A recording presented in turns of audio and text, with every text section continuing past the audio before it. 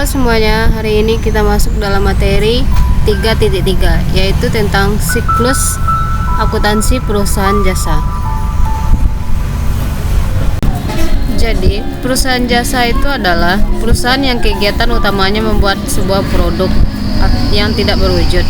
Jadi, kalau yang berwujud itu tidak termasuk dalam perusahaan jasa ya.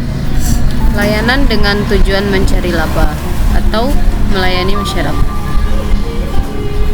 Ada beberapa contoh dari perusahaan jasa. Yang pertama yaitu hotel.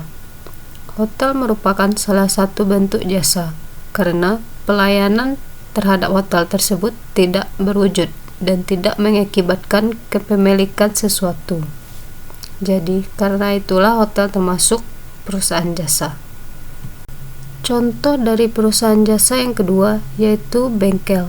Kenapa bengkel termasuk ke dalam perusahaan jasa? Karena bengkel berperan untuk memperbaiki kendaraan.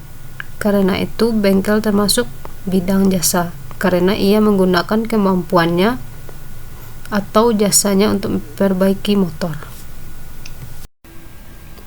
Baiklah, selanjutnya kita akan membahas tentang siklus akuntansi perusahaan jasa, di mana ada 3 tahapan dalam siklus akuntansi perusahaan jasa. Ketiga siklus ini yaitu yang pertama tahap pencatatan, yang kedua tahap pengikhtisaran, yang ketiga pembuatan laporan keuangan, di mana ketiga tahapan siklus ini haruslah berkesinambungan. Baiklah, sekarang kita akan membahas tentang tahap pencatatan terlebih dahulu. Yang pertama, analisis bukti transaksi keuangan. Dalam analisis bukti transaksi ini, sebagai contoh yaitu tentang nota, bond, dan lain-lain. Hal ini haruslah kita catat dalam sebuah bukti transaksi keuangan. Dan selanjutnya kita akan membuat jurnal umumnya. Setelah membuat jurnal umum, barulah kita memindahkan ke buku besar. Sekilas kita nantinya akan membahas tentang tahap pengikhtisaran dan pembuatan laporan keuangan, di mana tahap pengikhtisaran ini yang akan dibahas yaitu tentang pembuatan neraca saldo, jurnal penyesuaian, dan kertas kerja.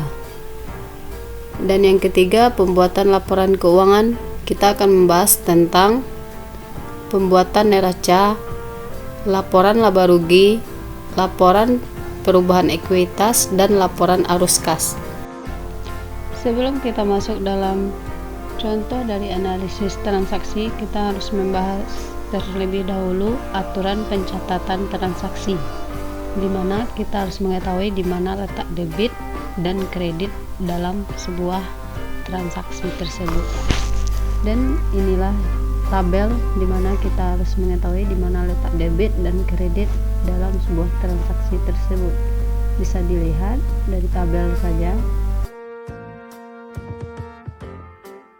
Berikut ini adalah contoh analisis transaksi, di mana pada bulan Februari 2020, Wulan mendirikan Laundry Amanah. Transaksi yang terjadi selama bulan Februari sebagai berikut.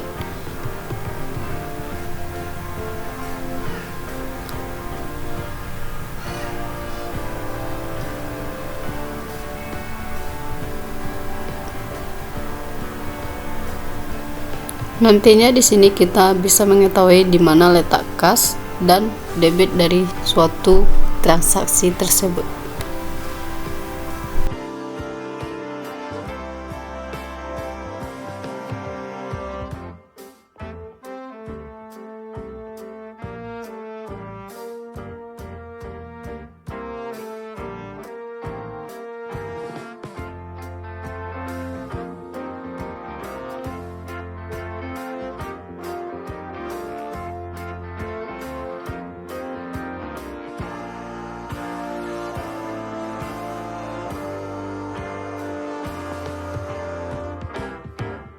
Sebelum kita lanjut kepada jurnal umum, kita harus mengetahui terlebih dahulu yaitu pengertian jurnal umum.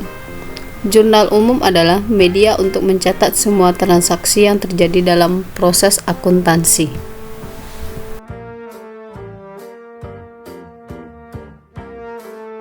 Inilah contoh dari jurnal umum. Dalam jurnal umum ini kita harus menentukan nama perusahaannya sebagai kepalanya dan pertanggal berapa. Dan dalam hal ini kita harus menentukan debit dan kredit secara balance. Kalau tidak balance berarti semuanya salah ya. Inilah bentuk dari contoh membuat jurnal umum. Contoh ini seperti yang tadi, cuman beda namanya. Kita akan memindahkannya dalam bentuk jurnal umum. Yang pertama kita membuat kepalanya yaitu laundry amanah. Dan dalam transaksi ini debit dan kredit harus sama atau balance. Setelah kita mempelajari tentang jurnal umum, sekarang kita masuk dalam buku besar. Dalam buku besar ini kita hanya meringkas data yang kita kelompokkan saja. Jadi seperti apa bentuknya yang akan kita kelompokkan.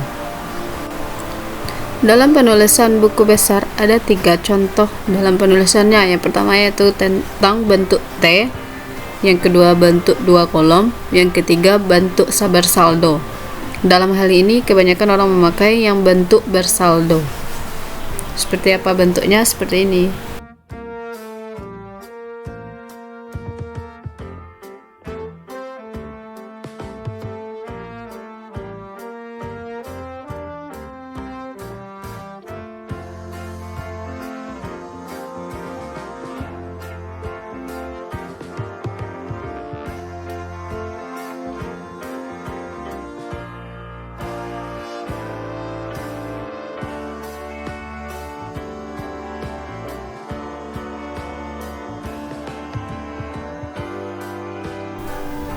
Sekian materi dari saya yang mana tentang analisis perusahaan jasa.